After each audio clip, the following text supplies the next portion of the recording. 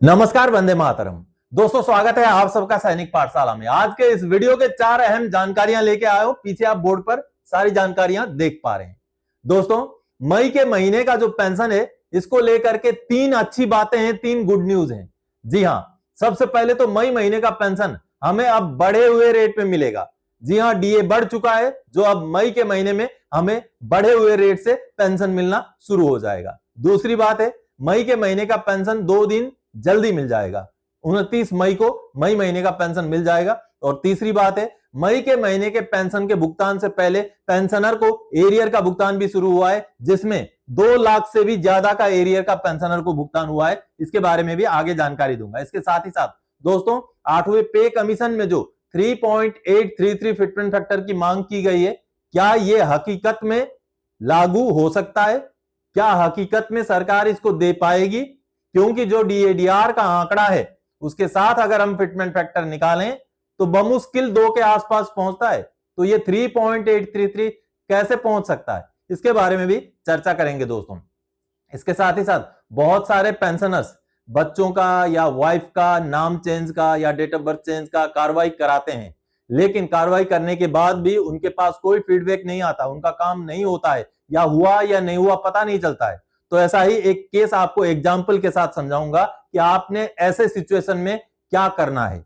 चलिए, इसके साथ ही साथ दोस्तों, एक बेहद ही अहम माननीय कोर्ट का फैसला सामने आया है, जिसमें पेंशनर की मृत्यु के बाद, फैमिली पेंशनर की मृत्यु के बाद, उनके बच्चे के भी मृत्यु के बाद जो बहू है, बहू ने फैमिली पेंशनर का पूरा फायदा लिया है। जी हां दोस्तों, और माननीय कोर्ट ने बहू के फेवर में जो है आदेश सुनाया है। बहुत ही मोटिवेट करने वाला ये माननीय कोर्ट का फैसला है, उसके बारे में भी आगे जानेंगे। चलिए अब आगे बढ़ते हैं। सबसे पहली जानकारी, नेम चेंज या डेट ऑफ बर्थ चेंज की कार्यवाही अगर ना हो रही हो तो क्या करें। जी हां दोस्तों, अमूमन देखा गया है कि नाम चेंज करने के लिए, डेट ऑफ बर्थ चेंज करने के लिए कार्रवाई करके पेंशनर द्वारा भेजा जाता है, जिला सैनिक बोर्ड के थ्रू से भी भेजा जाता है, लेकिन पेंशनर को पता ही नहीं चलता है कि उसका प्रोग्रेस क्या है। 3 महीना हो गया, 6 महीना हो गया, साल भर हो गया, तो पता ही नहीं चल पाता है। तो ऐसे केस में आपको क्या करना चाहिए? चलिए सबसे पहले एक लेटर दिखाता हूं दोस्तों। ये सिग्नल रिकॉर्ड ऑफिस ने पेंशनर को रिप्लाई दिया है, देखिए।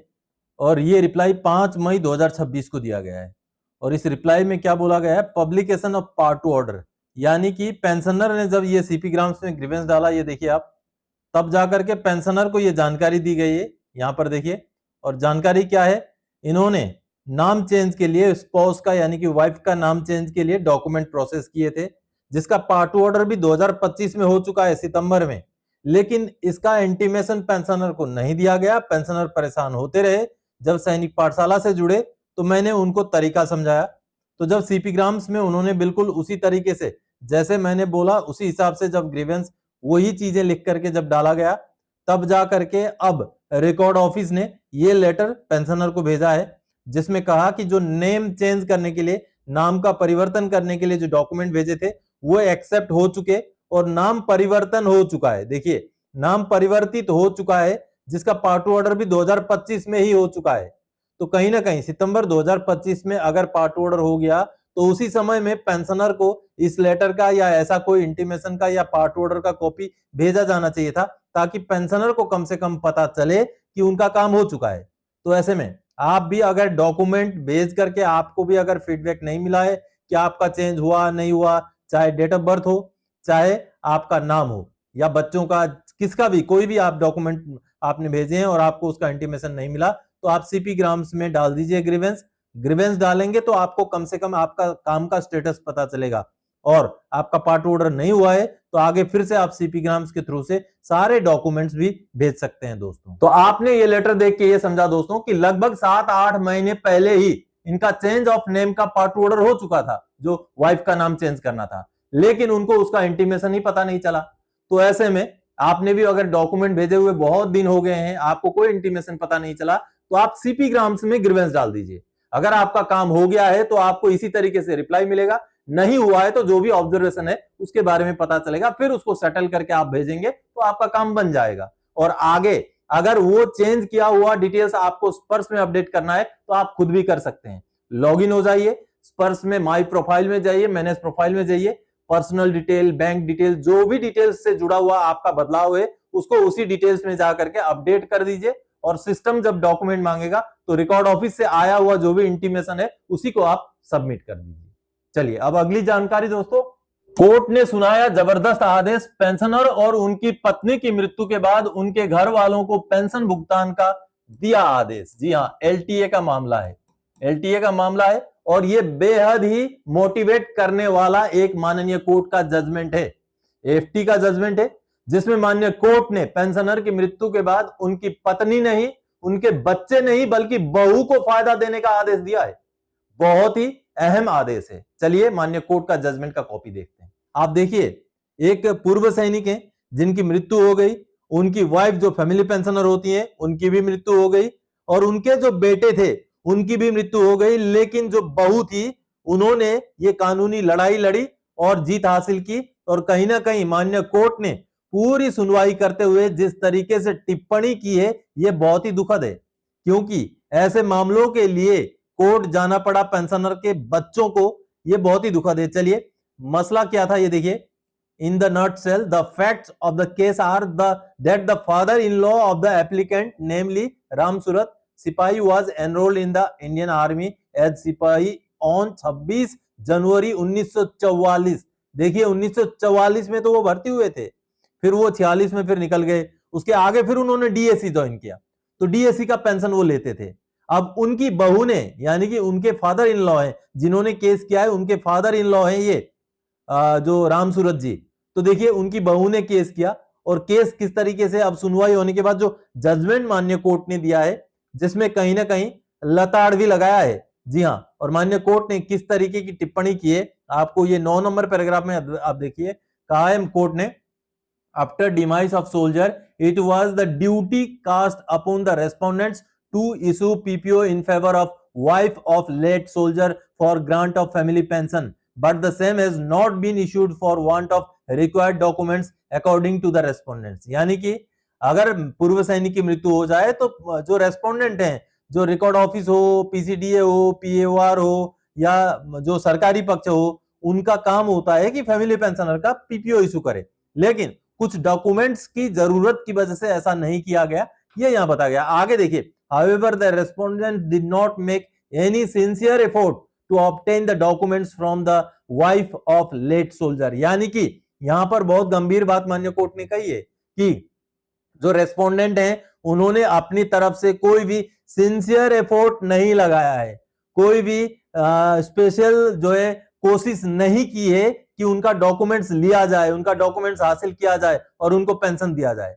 However, she died in the year 2009। उसके बाद पेंशन मिले बगैर ही उनकी भी मृत्यु हो गई 2009 में, without getting family pension.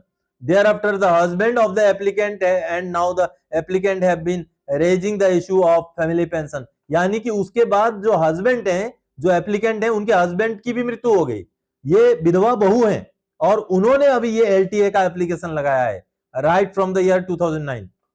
In 2026, the amount of LTA has still not been released in favor of the applicant। यानी कि जो बहू है उनके फेवर में अभी भी एलटीए का पैसा रिलीज नहीं किया गया है।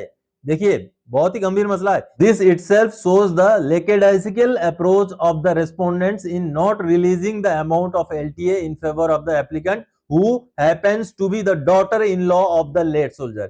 यानी कि यहां पर बिल्कुल ही गैर जिम्मेवाराना जो है अप्रोच किया गया है रेस्पोंडेंट की तरफ से, जो एलटीए देने के मसले को लेकर के, जो बहू हैं उनको एलटीए देने के मसले को लेकर के रेस्पोंडेंट्स की तरफ से गैर जिम्मेदाराना रवैया है। इसके बाद माननीय कोर्ट ने कहा, in view of what has been stated above, the original application is allowed, respondents are directed to release the amount of LTA of late Shrimati Krishna Devi who is the wife of the late soldier Surat Singh within a period of 3 months with interest 6% per annum from the date of its due till the date of actual payment cost easy। यानी कि माननीय court ने 6% का ब्याज के साथ भुगतान करने का आदेश सुना दिया है। तो चलिए अब आगे बढ़ते हैं अगली जानकारी की ओर।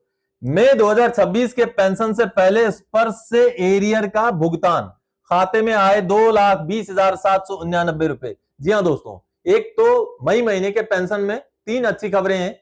एक खबर तो ये है कि मई का पेंशन हमें 60% डीए के डीआर के हिसाब से अब मिलना शुरू हो जाएगा।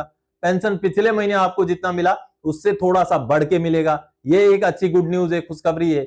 और दूसरी खबर है दोस्तों, मई महीने का पेंशन 2 दिन एडवांस में मिलेगा, क्योंकि आखिरी वर्किंग डे 29 मई को पड़ रहा है। और तीसरी खबर है ये, जो कि मई के महीने में एरियर का भी भुगतान शुरू हो चुका है। ये देखिए, पेंशनर को एरियर का भुगतान हो चुका है 2,20,799 रुपए का। अब ये किस चीज का एरियर है वो हम देखते हैं इनके पीपीओ के जरिए। दोस्तों ये एक पीपीओ आप देखिए, ये एक सिपाही रैंक के पेंशनर हैं जो कि 1990 के भर्ती हैं और पीपीओ में डिस्चार्ज डेट देखिए 31 अक्टूबर 1979। 90 का भर्ती 79 का डिस्चार्ज कैसे हो सकता है? एक तो ये विसंगति है इसमें। और देखिए ये वैसे 2007 के रिटायरी हैं, 79 के नहीं 2007 के रिटायरी हैं, ओम प्रकाश जी। देखिए अब इनका यहां पर आप अगर देखेंगे तो इनका जो डिसेबिलिटी का परसेंटेज है 30% और राउंड ऑफ करके 50% किया गया, ये देखिए। और इनको इसी हिसाब से डिसेबिलिटी एलिमेंट वगैरह उनको मिल रहा था। लेकिन पेंशनर जब मेरे संपर्क में आए, उनके घर वाले जब मेरे संपर्क में आए, तो उनका कहना था कि उनका डिसेबिलिटी तो 50% से ज्यादा था, तो फिर क्यों 50% ही उनको दिया गया? तब मैंने उनको गाइड किया।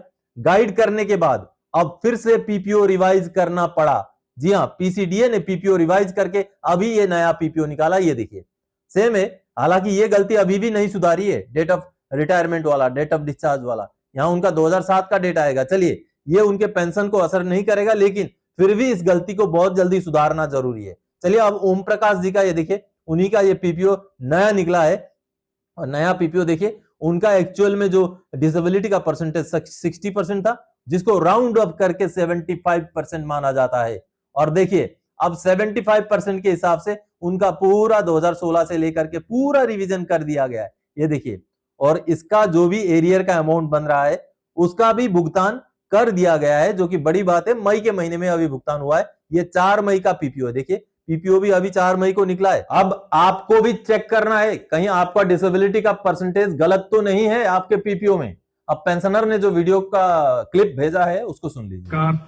मैं एसपी2 हवलदार ओम प्रकाश, जो कि सबसे पहले मैं सैनिक पाठशाला का बहुत बहुत धन्यवाद करना चाहता हूँ, जो कि मेरी काफ़ी देर से डिसेबिलिटी पेंशन कम आ रही थी, जो कि सैनिक पाठशाला की गाइडेंस के नाल मेरा 2,20,000 मेरे खाते में कल आ गया है।